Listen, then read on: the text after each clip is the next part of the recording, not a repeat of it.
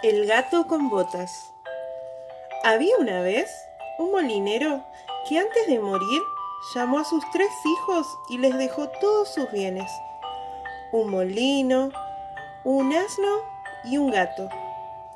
Al hijo mayor le tocó el molino, al segundo el asno y al más pequeño solo le correspondió el gato. El hijo menor no podía consolarse de haber recibido tan poca cosa. Mis hermanos, decía, podrán ganarse la vida honradamente. En cambio yo, en cuanto me haya comido al gato y me haya hecho unos mitones con su piel, me moriré de hambre. El gato, que entendía estas palabras, pero que ponía cara de que no, le dijo con aire serio y sosegado: no se aflija, mi amo. No tiene más que darme un morral y un par de botas, y ya verá que su herencia no es tan poca cosa como usted cree. Aunque el amo del gato no puso muchas esperanzas en él. Lo había visto valerse de tantas tretas para cazar ratas y ratones, como cuando se escondía en la harina haciéndose el muerto, que no perdió totalmente la ilusión de que lo socorriera en su desgracia. En cuanto el gato tuvo lo que le había solicitado, se calzó rápidamente las botas, se echó el morral al hombro, tomó los cordones con sus patas delanteras y se dirigió hacia el prado, en donde había muchos conejos.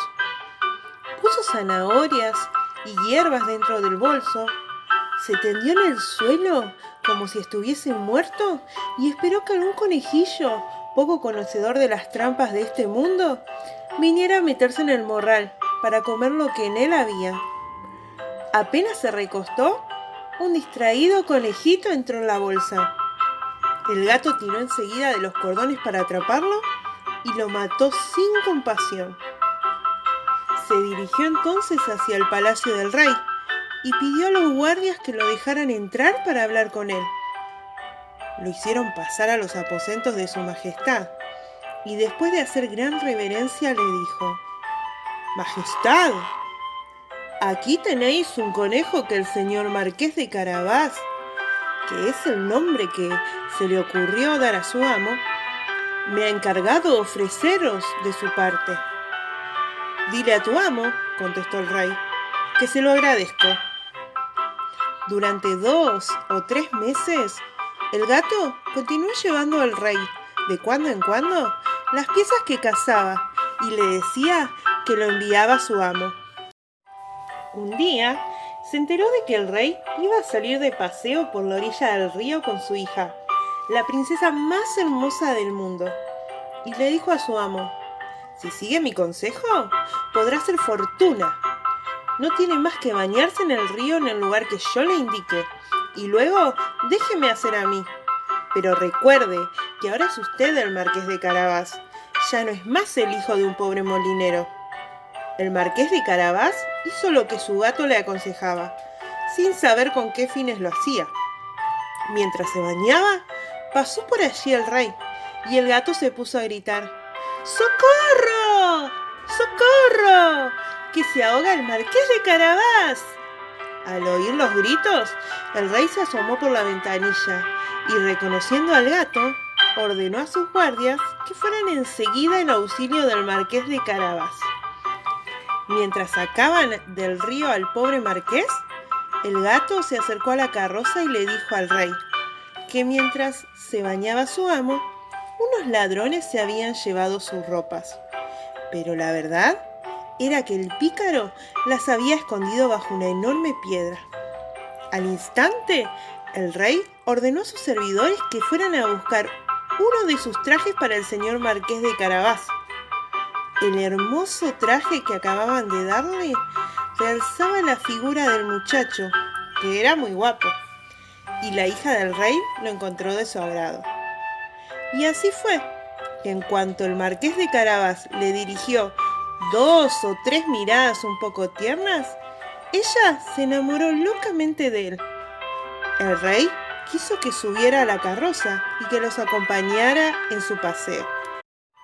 El gato, encantado al ver que su plan empezaba a dar resultado, se adelantó a ellos y cuando encontró unos campesinos que segaban un campo les dijo: Oigan, buenas gentes, si no decís al rey que el campo que estáis sagando pertenece al señor Marqués de Carabás, seréis hechos picadillos como carne de pastel.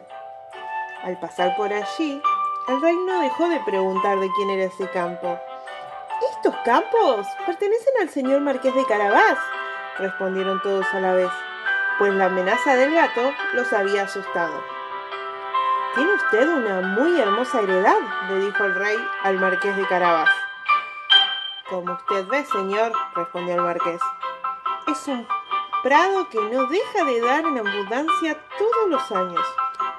Mientras tanto, el gato, que seguía yendo adelante, se encontró con un grupo de cosechadores y les dijo: Oigan, buenas gentes, si no decís al rey que todo este trigo pertenece al señor Marqués de Carabás, seréis hechos picadillos como carne de pastel». Un momento después, pasó el rey y quiso saber a quién pertenecía ese trigo. «Todo el trigo pertenece al señor Marqués de Carabás», respondieron todos a la vez, pues la amenaza del gato los había asustado, y el rey cada vez se sentía más complacido con el marqués. Finalmente, el gato con botas llegó a un grandioso castillo, cuyo dueño era un temible ogro, el más rico de todo el país, ya que todas las tierras por donde el rey había pasado le pertenecían. El gato, que por supuesto se había informado de quién era aquel ogro y de lo que sabía hacer, pidió hablar con él para presentarle sus respetos. El ogro lo recibió tan cortésmente como pudo hacerlo un ogro. «Me han asegurado», comentó el gato, «que tenéis la habilidad de convertiros en cualquier clase de animal, que podéis, por ejemplo, transformaros en león o en elefante». «Es cierto», contestó el ogro bruscamente, «y para demostrarlo me veréis convertido en un león». El gato se asustó mucho al encontrarse de pronto delante de un león y se trepó al alero del tejado. Un rato después, en cuanto el gato comprobó que el ogro había tomado otra vez su aspecto normal, bajó del tejado y le confesó que había pasado mucho miedo. «También me han asegurado», dijo el gato, «que sois capaz de convertiros en un animal de pequeño tamaño, como una rata o un ratón, aunque debo confesaros que esto me parece imposible». «¡Imposible!», replicó el ogro. «Ya lo veréis». Y mientras decía esto, se transformó en un ratón que se puso a correr por el suelo. El gato, en cuanto lo vio, se arrojó sobre él y se lo comió. Mientras tanto, el rey, que pasó ante el hermoso castillo, quiso entrar en él. El gato, que había oído el ruido de la carroza, corrió a su encuentro y saludó al rey. «Sea bienvenido, vuestra majestad, al castillo del señor Marqués de Carabás». «Pero bueno, señor Marqués», exclamó el rey, «¿este castillo también es vuestro?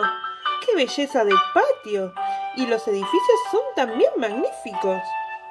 El Marqués de Carabás tomó de la mano a la princesa y, siguiendo al rey, entraron en un majestuoso salón.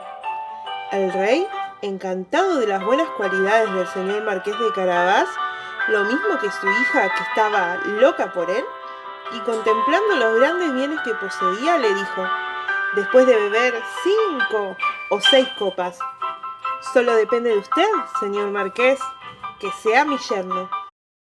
El marqués, haciendo grandes reverencias, aceptó el honor que le hacía el rey, y ese mismo día se casó con la princesa.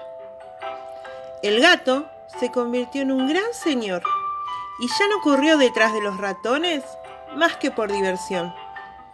Y colorín colorado, este cuento se ha terminado.